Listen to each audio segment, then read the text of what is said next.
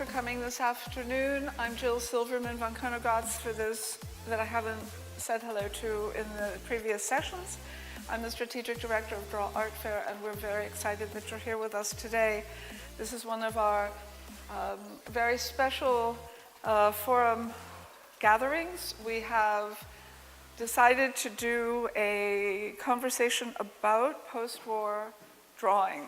And I think what's important to keep in mind, and I will introduce the panelists in a second, is that we are hoping to open the door and expand everyone's understandings of drawing in the 20th century from the middle of the century on. We have various specialists here. Our moderator is Frederick Paul from Paris. He's one of our committee members. Actually, we are very lucky on this panel. We have two advisory committee members. We have Frederick and we have Raymond Stecker, and you'll be hearing more from them. Jeremy Lewison, formerly the collections keeper at Tate, has been an advisor and a specialist and a curator working with a number of wonderful artists, including Alice Neel, over the years, and he's going to discuss Neel's drawings with us. Suzanne Kudelka is an art historian, curator, and advisor based in Basel, and she did a very large study for her doctorate on Matisse cutouts and books, illustrations, and will be speaking about Matisse and the impact on contemporary artists and contemporary practice. And Ryman will be talking about the works of Nye and other abstract German artists in the post-war period. So thank you all, and I turn it over now to Frederick. Thank you, Jill. So I really wonder why I am here, but I will try to serve. So I put myself in a kind of strange triangle in the text I wrote for the catalog, the small text with an ambitious title, What is Drawing? The triangle put together Robert Walser, who is not especially a draftsman, Miro, who is a good draftsman, time by time, and David Shrigley, that you know. But the connection was about especially the use of writing in their works. Now I'm put in, or beside another triangle between Matisse, Nye, and Alice Neel. I'm a bit, how to say, I don't know how to deal with these three different figures, and I saw that it would be perhaps my role to try to think the order of the speech, and I think that it would be perhaps very nice to begin with Nye, then to talk about Alice Neel, and then about Matisse, because according to the subtitle you gave to your intervention. So okay, so please about Nye, Raymond. So thank you very much. There's a little surprise that I have to start, but I will try. Not only about Nye. I think we have to remember the German situation after the war, to understand what was happening in the art scene. In 1945, Germany was liberated by the English, the French, the Americans, and the Russians. And the four divided Germany in four sectors. And for the development of the arts, of the contemporary arts, the most important sector you can't imagine was the British. Was the British because there was a man who was vice consul before in Hamburg, and then he moved to Munich, and he started to collect till 1939 Paul Klee, Kandinsky, Henry Moore, and he was born in Kensington, and his name is John Anthony Thwaites. And he decided in 1949 to lay down his job in the diplomatic service for the British and to develop a certain contemporary art situation around Cologne. And that's very important to understand, because abstract art, and let me say art, you have to have a certain intellectual capacity to understand for, instead of, I don't know, narrative art, which was preferred by the Nazis, especially between 37 and 45. He fought for that way of thinking in the arts and became a very good friend of the art scene in the end, to Alfred Schmäler, the gallerist, before to Ruprecht Geiger. He was close to everybody, and in that part of in the English part of Germany, that's Bonn, Cologne, Düsseldorf, Aachen, Aix-la-Chapelle, as well as Hamburg. The first he did was to push, not he personally, but he helped to push to build up a German BBC, the Nordwestdeutscher Rundfunk. So a central broadcasting company to get the possibility to be powerful in the influence. And a very important artist in that way is Karl Otto Götz. He died last year, I guess, about 100 years old. He was native French and German, as well as Konrad Klappek, and his mother was a very important critic in that area, and he was close to André Breton. So against the later American strategy with Clement Greenberg and the CIA, you can read about, to make an international abstract art connected to New York, Anthony Thwaites had the feeling we have to do it regionally. And he opened the eyes for the medium, for the gallerist, for the museum in that way. What a shame is, in the biggest collection in Germany, we do not have a piece by Edward Hopper. We do not have a Guttuso. We do not have a Lucien Freud. And we do not have a Balthus. But we have Pollock, Barnett Newmans, Mark Roscoe's, and Ben Nicholson. And Ben Nicholson was a very important man in that time, connected with Anthony Thwaites as well, because Ben Nicholson was hanging in the state collection from North Rhine-Westphalia, very close to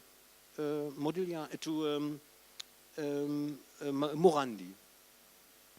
About 25 years was always a couple in the collection, this both together. And in that way, we have to understand it is an intellectual opening. And then we had the first chair for 20th century history of art in Bochum, in the same part of Germany. And we have the gallery scene in Cologne and Düsseldorf. So we have a certain, let me say, constructive atmosphere to discuss abstract art. And Kassel, where the biggest success of Ernst Wilhelm Ney was the American part of Germany. And the Documenta was, you can't imagine, it was a panel program for the huge garden show in Germany. In Kassel was a garden, the garden show for Germany, it called Bundesgartenschau. And someone there said, we have to do something with art. And they started with the Documenta. And the Documenta was more or less the window, the international window, for the new Western part scene in Germany. Western part art scene in Germany. And what was not possible in Germany was, together with Manzoni and Guttuso like in Italy, or Freud and Bacon and Nicholson like in Germany. Because we have the Russian part for the realistic art, and we have the Western part for the abstract art.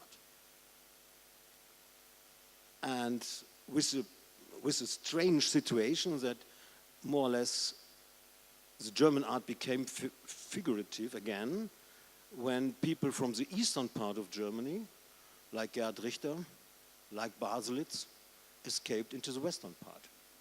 So that we have to remember when we talk about post-war situation in Germany. You had a powerful Labour Party in England and the Tories. And in Italy we had the wonderful Democrazia Cristiana, maybe someone remember, I don't know. And we have the Communistic Party. And the communists supported Guttuso, and the gallery in Rome, who was involved or was very close to the Democrazia Cristiana, realized the big Pollock show. So it is a political question as well, especially in Germany in that way.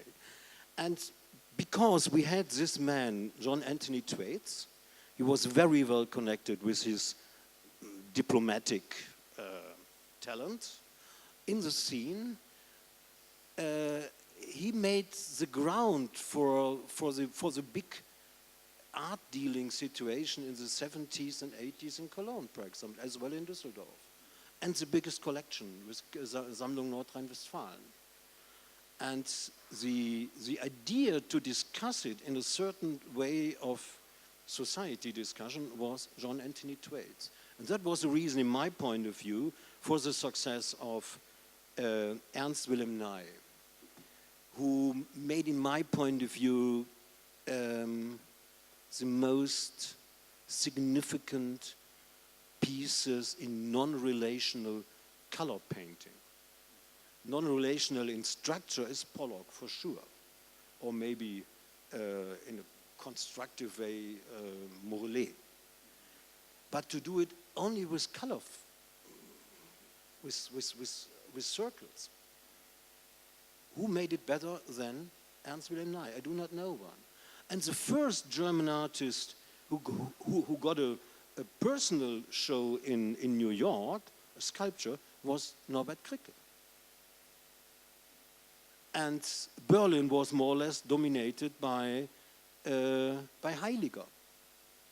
And what's very interesting is Heiliger and Kricke both had relations to airplanes and to being a pilot, as well as boys, as well as Deacon and Tony Craig. All of them are connected with airplanes or constructing airplanes or being a pilot. Yes. During the war. Yes. Yeah, that's true. And so we had a new situation in Germany, and then I will stop now. We had a new situation that more or less the abstract art became an official way for the art, for the official art. With a negative result, we do not have, I said, we do not have any Hopper or Balthus or Guttuso in public collections in Germany. Till now, Freud as well, only in a private collection. And when the director of the Kunstsammlung Nordrhein-Westfalen asked the board to give money for Freud, they said, no way, really no way. And that's the negative part. The positive part is maybe it is a region in which the understanding of abstract is very, very deep. Mm-hmm. Maybe that's the part about, my part about try to, yes, to talk about a little bit what was happened for sure after 49 in that part of Germany between Bonn and Hamburg, and a certain little sentence in the end. It's strange, close to Bonn in the south was a border between the French part and the English part. And the Russian embassy, the residency of the Russian ambassador, and the one from the Russian, the French, were in the French part, and the American and the English in the English part. So it is quite interesting what was happening in that time in that area. Its Rolandseck was right to the border from the French to the English part. In France, where Naï, for instance, is not very well known, I do think this first show that has been made recently, if I'm not wrong, was in Strasbourg, and I don't know if there are only one work in the collection, the public collection. So it's a kind of a transition to Neil, and I would yes. It's very good. Excuse me. No, the structure of the thinking is very important because in the Anglo-Saxon post-war overview, we don't, of course, think about it in these terms, and it's Germany from the outside always appears somewhat monolithic, and the implications of this divided condition after 45 clearly had a wider influence than one could necessarily understand. I was quite familiar with the fact that Documenta had been started as a they didn't call it CIA in those days. They called it the there was an acronym, Organization of International Education, which was, everyone knew, was another word for a CIA outreach activity. And they funded the origins of Documenta because they wanted to have a listening post on the edge of Russia. And they thought, what better way to do it than through contemporary art, because everybody knew that contemporary artists were so radical and revolutionary anyway, so this would be a perfect foil for trespassing and eavesdropping in some regards.